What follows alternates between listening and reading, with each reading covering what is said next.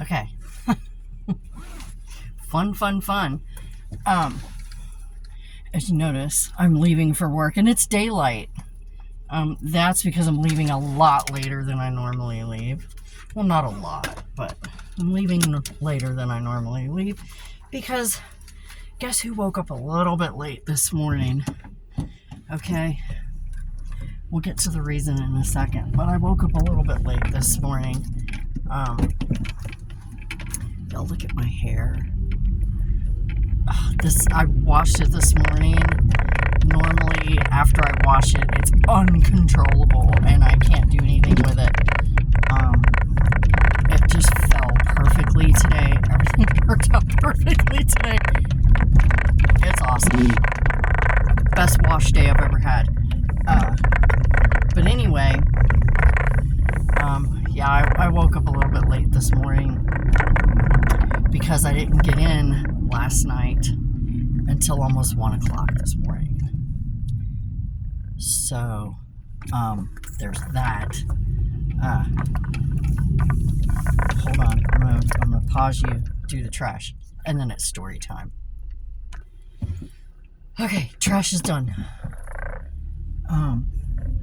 Y'all know, I've told you, I've said it, I don't know how many times, I don't sleep much, right? So I try and catch winks here and there as much as I can. But usually I don't get that luxury. Anyway, cooked supper, had supper,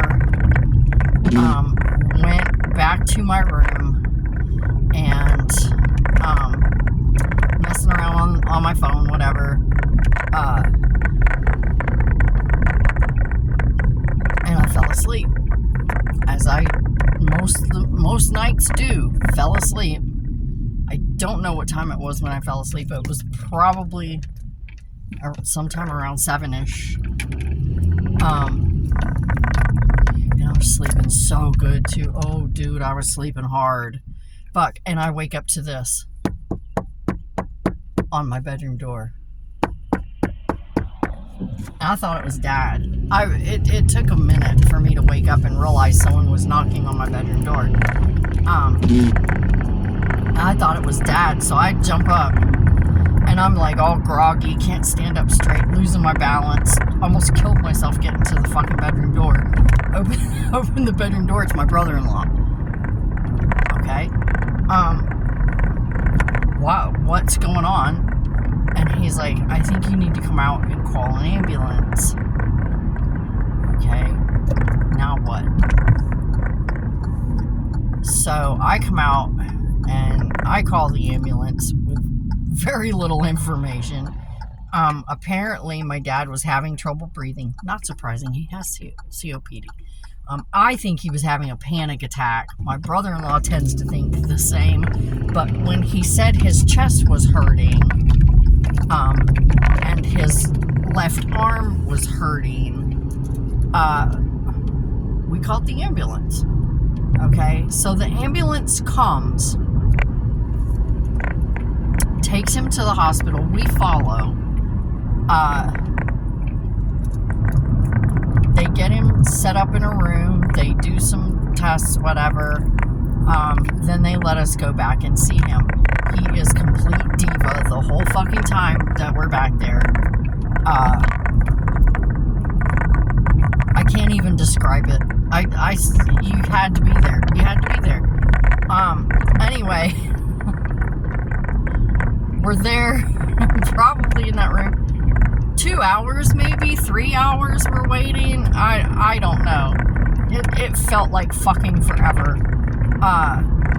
It wasn't. It was probably, we were probably only there, like, a total of, let's see, we got there at about 9:30-ish, and we ended up leaving at 12:30. So, yeah, we were there a total of 3 hours, right? Him complaining, oh, his chest hurts, he's having trouble breathing, and, all this other thing. And then like exaggerating. That's the only word for it. He's exaggerating. As he always does to get attention. I'm telling you, this man plays everybody. And he's putting on the show, baby. Let me tell you, he's putting on the show. Alright, he waits until, like, we've been here for like 2.5 fucking hours. We've been in the hospital with him to clarify, his chest does not hurt. This side of his chest hurts when he touches it or when he breathes in deeply. He wasn't having like chest pain. Trust me, I've had it. He was having muscular pain or some type. It wasn't heart chest pain, okay? It was some other type of pain that he's having. He doesn't think to clarify this, right, to anybody until after we've been in the hospital for 3 hours. That it hurts when he touches it, moves his arm. And I'm like, you've got to fucking be kidding me. You've got to fucking be kidding me. First of all, he was having a panic attack. I know he was. He does it all the time. Do you know how many times I talk him out of calling an ambulance in a week? Every other day. So what did he called my brother-in-law, who's the one who normally takes him to Pittsburgh because he used to work there. He used to work at the VA. And he can make the trip. He's retired, whatever. So he takes him. He calls my brother-in-law, right? Oh, I need you to take me to the VA. That's how my brother-in-law ended up there. This is what happened. I need you to take me up to the VA, I think. I can't breathe, and I'm this and this and this. And so my brother-in-law, smart man that he is, knows, because he's been through this a couple of times with me. He's been through this. Most likely a panic attack. I'm not going to rush. He comes over to assess the situation because he does have a little bit of medical training. Not on living people, but he has some medical training. A little bit. Okay. Story for another day.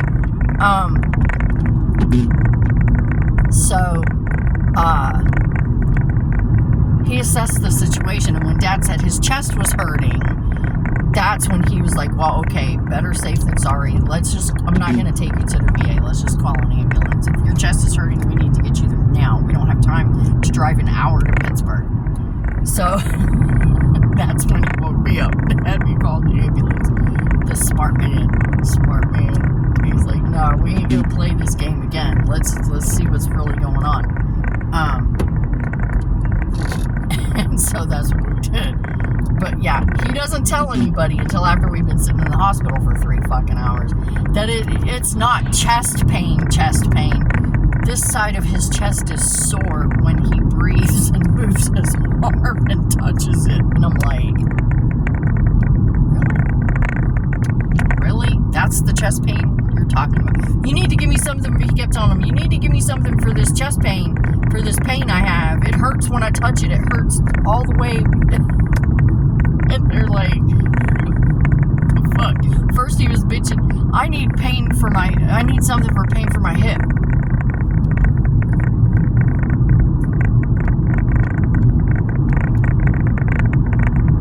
So they gave him an ibuprofen for that because he said that's what he takes, which it is, that's what he takes. He doesn't take pain pills. He takes pain relievers. Okay, what most people call pain relievers, he calls pain pills. His ibuprofen is a pain pill. And I'm thinking, he says that and people look at him and think that he's like some kind of druggie or something. I don't know. But anyway, they give him an ibuprofen.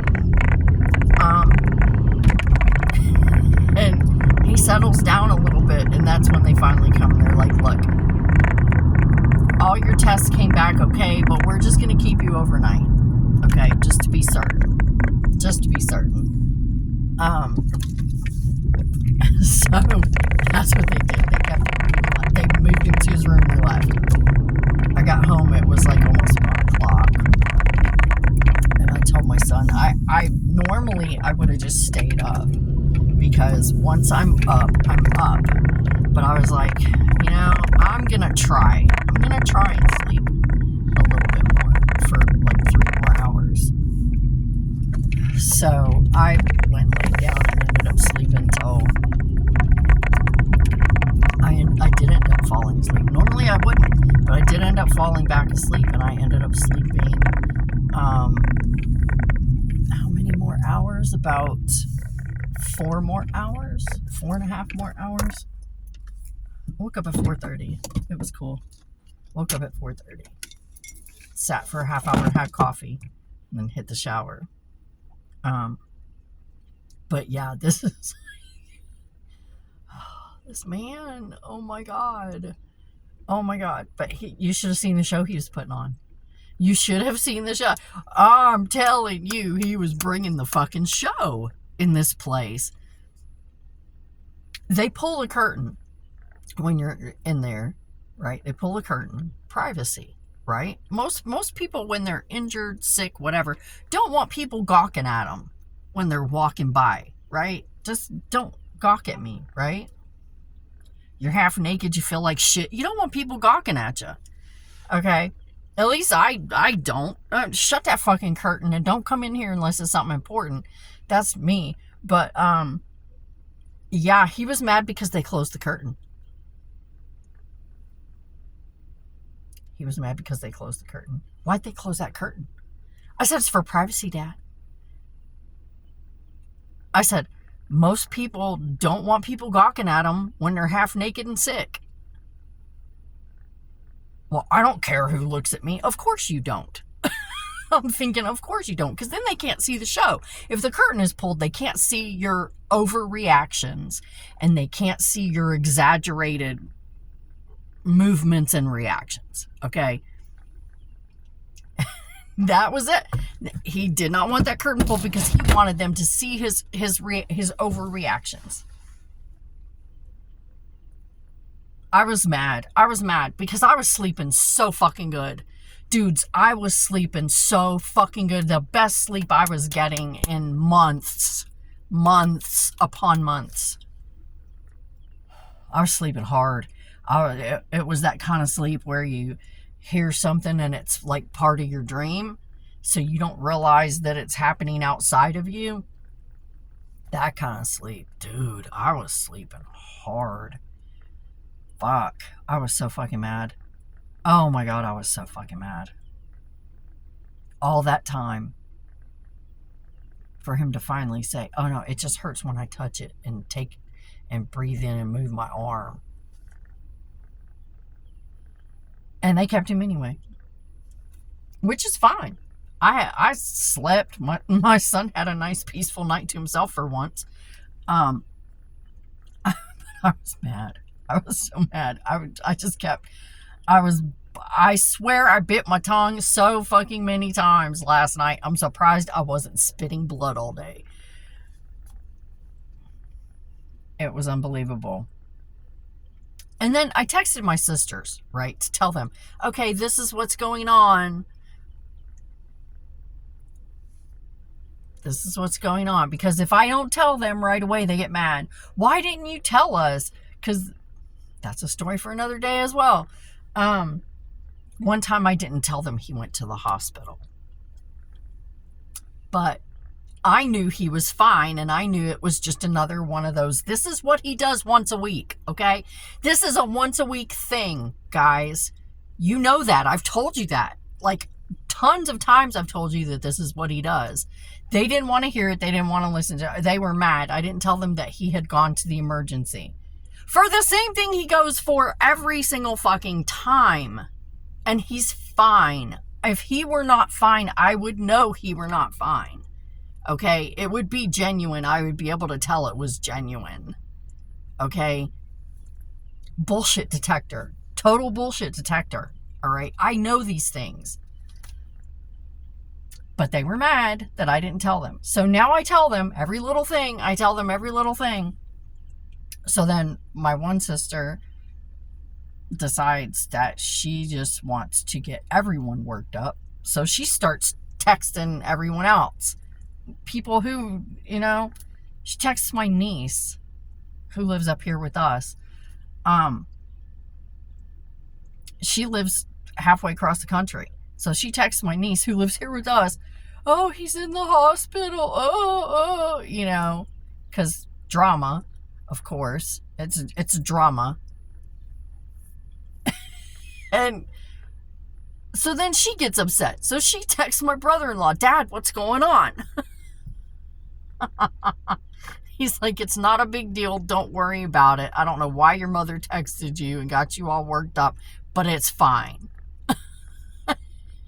I was like, so you can tell who she takes after. Everything's drama.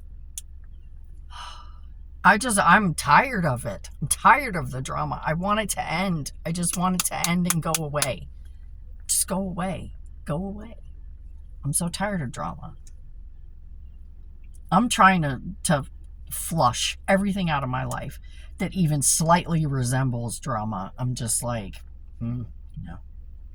this one thing left. One thing left. One thing. So anyway, that was my night. That was my day. That was why it was daylight when I left the house. It's never daylight when I left the house. But y'all, my hair. I'm sorry. I just can't get over this. This is my best wash day ever. My hair is never this well behaved on wash day, ever. It's always so unruly and just does whatever the fuck it wants and gets frizzy and poofy. This is the best wash day I've ever had. This is awesome.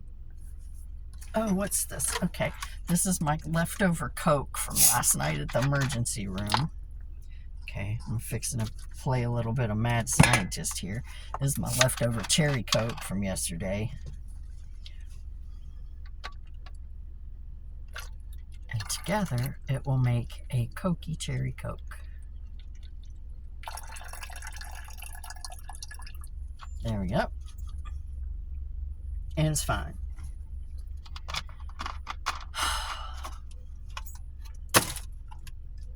But hey, I made it to work, right? Woohoo! Fucking who? And it's my Friday. It's my Friday. I'm probably going to leave early. I have a couple of hours of PPTO. So I'm probably going to skate. Probably going to skate like, I don't know. I have at least 2 hours of PPTO, so I'm out of here at 1. Bye. Bye, losers. Love you, but bye. Anyway, okay, I'm going to have to go in. So, I will see you later. Thanks for coming by.